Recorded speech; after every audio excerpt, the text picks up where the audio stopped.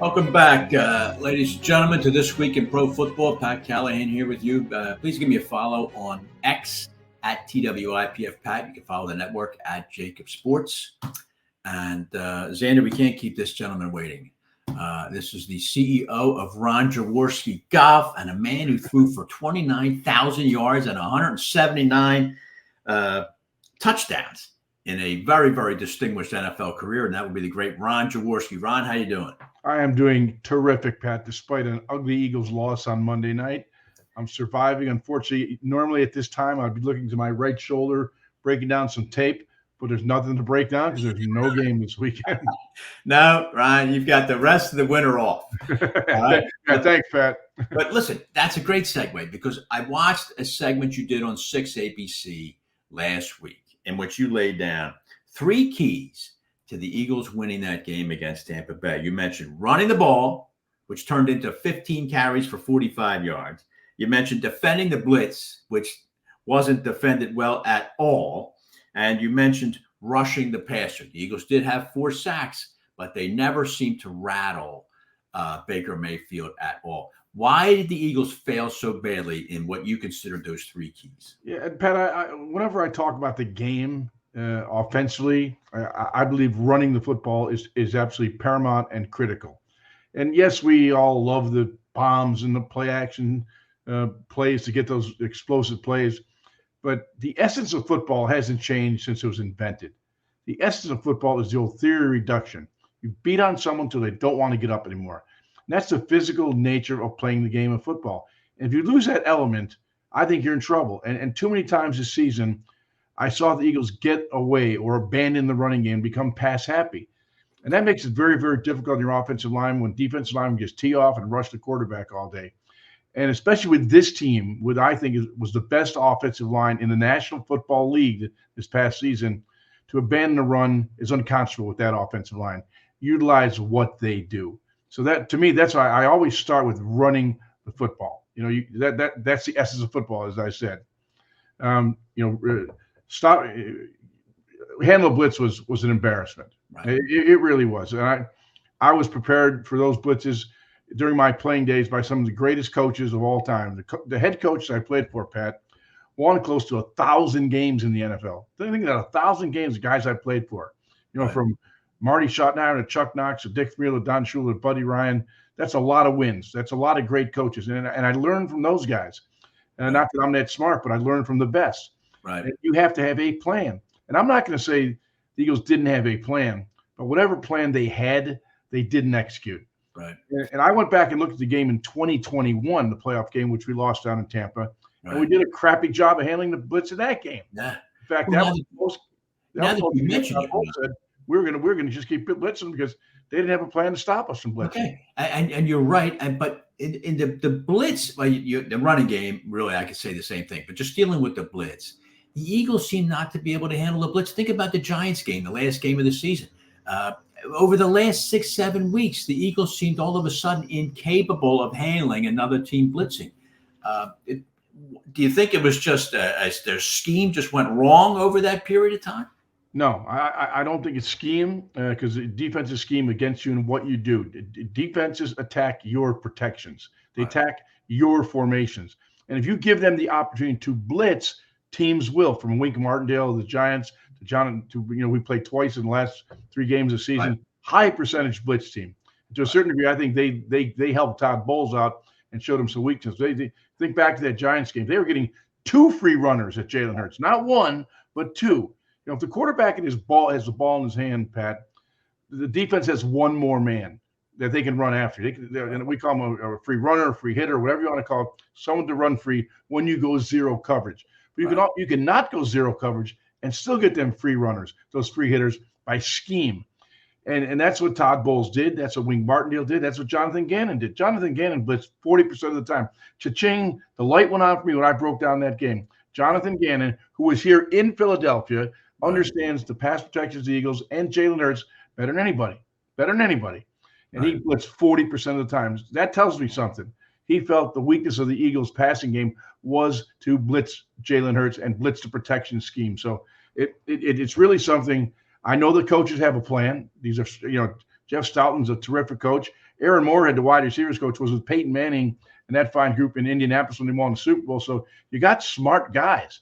Right. But the plan, they may have had a plan, but it wasn't executed, and smarter coaches that beat the plan. All right. Ron Jaworski, let's then talk about Jalen Hurts. And I'd like to get your opinion. Did he regress in 2023? And if so, why do you think he did? And what does Nick Sirianni need to do to get the fire relit under him for 2024? Well, he certainly regressed. I think the numbers are indicative of that, and the performance is indicative of that. And you know what I know what defensive coordinators want to do with a quarterback like Jalen. They want to get him playing fast and get his feet moving. And I think, you know, for the first 7 or 8 games, I thought he was the front runner for the MVP. He was playing really, really good football. Something happened. I don't know what. I'm not going to blame it just on that last losing 6 or 7. Something in the middle of the season took him off his game. Now, people, you know, surmise the knee injury because he likes to dart out of the pocket. But when people know they can force the quarterback to move, boy, that's a huge advantage because that breaks down the timing of everything. And Jalen was able to get away with it because of his running ability. But you can't make a career out of being a running quarterback. Quarterbacks have to be, and I'm not saying he's not smart because I know he's smart, but you got to be smart with the football. He's slow in the pocket. He waits too long with the football in his hand. I think the numbers I had like 3.18 seconds from drop to throw, snap to throw, is one of the slowest in the National Football League. He did not get the ball out of his hand quickly. And when defenses know that, advantage defense. And so once they got him running outside the pocket, then he started taking more hits. But that's what running quarterbacks do. They run, Pat. But I still think Jalen is going to have an outstanding career. It'll be here in Philadelphia. But he's got to get some help with these protection schemes. And I think maybe I'll chime in. I think this offense got a little stale. You know, you have to evolve your offense every single year. You can't keep doing the same thing every single year because, you know, in the NFL, they call these guys the 30-30. In the offseason, they got 30 guys making $30,000 a year, just breaking every player down of their opponent they're going to play next season. They know what time you go to the bathroom. They know when your right foot's back, which way you're going to move. They can tell by the look of your eyes. I mean, they break down every single thing. So when you get to that game on Sunday, 6 months later, they know everything about you. For offensive linemen, they know when their foot's back, their foot's up, their left arm is out. They study everything. Right. And so you know what you have to do as a player and the coaching staff from the opponent, combat that. Right. Do things differently, prepare that, evolve your own game, evolve your own offense. I don't see the evolution of this offense all season long. That's an excellent point, Ron. I appreciate you expounding on that. Now, are you a proponent or a believer in demeanor? I mention this because Hurts, his sideline demeanor is that he's extremely quiet. He appears isolated.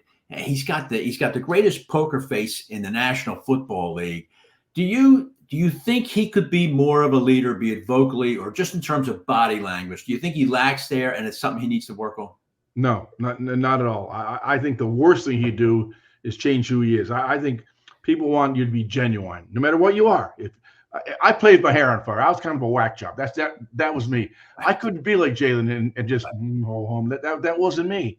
And if I would have changed my personality, people said, "What the hell's wrong with Jaws?" You know, what's he on? You know, and so I think what you see with Jalen is what you get. And I love the fact that he's genuine. He's not a rah guy outwardly, but I know he's one of the hardest workers on that team, if not the hardest worker. He's very coachable. His teammates like him. He's not a jerk. He treats people with great respect and dignity. You know, we're not going to get a quarterback out of him that's going to make bold statements all the time, which we'd love to see at a press conference. He is what he is, and I think we have to accept that as his personality and accept what he is as a player. And that's a damn good player. You're right. Well, within the context then of the Eagles, you made a reference to it, the fact that, and you speculated about whether it might be an injury or something like that, but something seemed to happen, Ron, after the loss to San Francisco. The Eagles got boat raced, to use Sal Powell's term, 42-19. And it just seemed as if the team began to question whether it had what it needed to make another Super Bowl run. Do you think maybe the dreaded Super Bowl hangover just waited until week 12 to manifest with the Eagles? Or do you think, is there something else that could have happened within that locker room to cause their quality of play to all of a sudden drop off like that? I don't think there was anything specifically in that locker room, but I will agree with you on this. Those two games, back to back, you know, that Dallas game and the 49er game, rocked the foundation of the Eagles. It rocked them. They realized they were vulnerable. This, to take Sal's term, boat race. They get their ass kicked. Let's be realistic about it. And I think that, in that 10-1 streak, they got away with some really, really ugly wins. Yeah. Yeah. How many times are you going to Jake Elliott can hit a 59-yard field goal in pouring rain? Exactly. We could have lost both Washington Commander games. We lost to the Jets. So we were 10-1, but we weren't playing 10-1 kind of football. But hey, you're 10-1, and you are what your record says you are, according to Bill Parcells. Right. But I think when that 49er game, as we all know, was a game that the 49ers targeted. They were pissed about what happened in Philly last year when Brock Purdy went out and Josh Johnson went out, and Christian McCaffrey's now your quarterback. So they were done, but they felt they could beat us last year in the championship game. They had a chance to come to Philly and prove themselves right, and they did. They did kick our butt. So you figure, okay, you got one. We had a better team beat us on our day. Then you go down to Dallas and you get boat raced again. Right. Now the doubt starts to creep in your mind. Fair. And then they make the change with the defensive coordinator, and all those things kind of snowballed downward. Yeah. All right, excellent. Again, that does seem like an excellent way to put it. And then now let me extrapolate, Ron, just a little bit here let's go 1,500 miles southwest to another sideline, where the number 2 seed Cowboys are playing the number 7 seed Green Bay Packers. And Green Bay got in on the last day of the season. And meanwhile, the Cowboys sitting there at 2 seed, and it's Super Bowl or bust. Well, bust came up. What I want to ask you about that game is, I'm sure you watched it. When Green Bay won the toss and took the ball and proceeded to go 75 yards for a touchdown, does something happen on the sideline of a big favorite like the Cowboys? Do 45 guys all of a sudden get a little frightened and get tight and say, oh, my God, and then all of a sudden the game gets away from them? Is that something that tangibly happens? I don't think one series would dictate that, but as the game wore on, you could see that they were now like it was a holy cow. It was a holy cow moment. Like they're better than the Packers. I looked at that Packer-Tampa game a few weeks before when Baker Mayfield had a perfect quarterback rating against Green Bay Packers defense. Perfect in Lambeau Field. No one in history has had a perfect quarterback rating in Lambeau Field against the Packers. So, I think maybe to a certain degree Dallas said, hey, we're going to go out there. We're going to beat them. We got great talent. And I hate to read body language sometimes, but they show a lot of the quarterback. Obviously, the prima donna's got to have the quarterback's face on the camera. Right. Dak looked a little tight to me. He did. Well, maybe it's just our imagination. He's a little bit tight. He's a fun guy. He's a loose kind of guy, and he just looked tight. And I mean, the two interceptions early in the game. One return for a touchdown was really a horrible read. It was just a horrible read. The first one was kind of a good play, but he shouldn't have been going there because the coverage was tight. He should have gone somewhere else. So sometimes you can try too hard. You could try to make every play, and sometimes early in the game, you've got to be very, very careful with the football, not give an underdog a big start.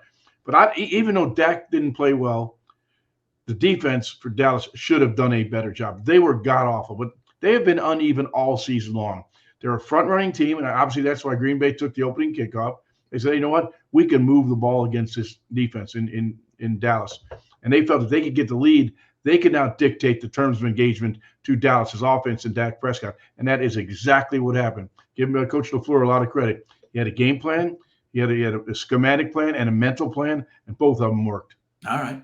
But just one last question on psychology, because you have stood on a number of NFL sidelines, and as I said, and you amassed an impressive array of statistics, including playing in a Super Bowl. In that Super Bowl in which you played, you remember? I'm asking you if you remember the touchdown pass you threw. I forgot that one. the TD pass to Rodney Parker. It's a touchdown. The Eagles are back in the game, and a terrible flag on Harold Carmichael. They called him for what? Illegal motion or something like that. Yeah, he's in a zoom motion across, and right. It was one of those splitting hairs. He could have not called it and trying to call it. Splitting hair flag wipes out a 40-some yard touchdown. My question to you, though, is if that play had stuck, can a team like Dallas or the Eagles in 1981 in that Super Bowl in New Orleans, even though it looks like you're about to get killed like Dallas was last week, if they hit one play, can that turn an entire team's demeanor around and really and really like be a do-over for a game? Yeah, I mean, everyone's looking for that energizer, that one big play that's going to kind of get the sideline going. Right. It's funny you ask that question. I know the kind of direction you wanted to go, but I'm along for the film study. Like I said, I'm in my office now. It's dark on my screen, my big screen here. I'll be looking at tape. When I watch the game, I'll sit there. Remember, on the coaching tape, you see all 22, offense and defense, and you see the sideline, and you see what's going on the sideline. And I would watch tape. And I'd sit in my office in those formative days at NFL Films and just click that thing back and forth. And I'd have 2 or 3 assistants, guys that were my sole players that helped me break down tape. Right. And they said, "What are you doing?" I said, "I'm looking at the sideline. I'm watching the sideline. I want to see where the coaches are, who's on the bench, who's staying up, where's the excitement, the adrenaline, where are the coaches? Are they working on the iPad? We didn't have iPads in my day, but but we had Polaroids, so let's look at on the sideline. Right, exactly. So I looked, is there energy on the sideline? Are they up and, yeah, let's go? Or are they sitting there sulking? And it's amazing when you look at how players are on the sideline can sometimes dictate what's happening on the field. Yeah. Well, there you go. There you go. Exactly right. All right, Ron, just a one-off. Eric Allen, you think he's going to make it? Who's that? Eric Allen, you think he makes it to the Hall? I've been rooting for Eric Allen for years to get in the Hall of Fame. I think he should be. I don't think he is. It's just no reason why not, because every reason is he should be in. Yeah, 18 years. Great, one of the greatest cover corners in Philly history and NFL history as well. Why? It's hard. And Pat, I've seen Vermeil get in. I've lobbied for Vermeil. I lobbied for Harold Carmichael with the voters, and fortunately we got 2 guys in. It is really tough, and I always say this: it should be tough. It is the Pro Football Hall of Fame, and it should be hard to get into because it's more worthy when it's harder to get in. But Eric Allen deserves to get in. But I'm thankful for my guys, Dick Vermeil and Harold Carmichael got in. Boy, it was a great weekend in Canton for each of those guys. That's right. And one last thing, do you see this? I see this as being chalk, Ron. I see the Ravens and 49ers holding serve and playing in the Super Bowl. Do you think anybody else amongst the final 8 has a chance to elbow their way in? Yeah, it's the playoffs, but I would have a tendency to agree with you. But I think what we got to see from Lamar is, he has struggled in the playoffs. He has struggled against really good, disciplined defense, and he's got to prove that he won't make mistakes, that he can throw accurately in the Texans' complex coverages. They do a lot of good things with D'Amico Ryans now, so they're going to try to rent space his mind. In other words, force him to make mistakes. So Lamar's had a phenomenal year. He'll be the league MVP, but playoffs are different. And the Ravens had a lot of time to study that tape on the Texans. All right. Ryan, CEO of Jaworski Golf. Are you excited about 2024? Things looking sharp. I guess I think the golf craze is going to stay strong. And I played some of your courses. They're all always in excellent shape. Excited to get the clubs out of the garage this year. Now, I'm looking outside and the snow is ready to come down. There's snow on the ground. I was down in Florida over the weekend for 2 days, so I had to go down for a wedding. But it was nice to be 75 and sunny. But it'll be back. But Pat, you're right. The golf business is on fire. I mean, I've never seen the golf industry in general, as many players. The women, the kids. It's great to see it. It's a great game. It's great for friendship. It's great for exercise. It's great for bonding with people. And when you and I get together, you're the better putter, but I hit it still a little bit further than you. We'll give it our friends at the M&T outing again. That's right. I look forward to another round with you for sure, and look forward to checking out all those courses. They're always in great shape. And thank you very much. I got a good team. It's all about my team. Thank you very much for joining me tonight. It was great having you on, and wish you all the best. I will see you down the road, Pat. Thank you. All right, Ron Jaworski. Thank you very much, Ron.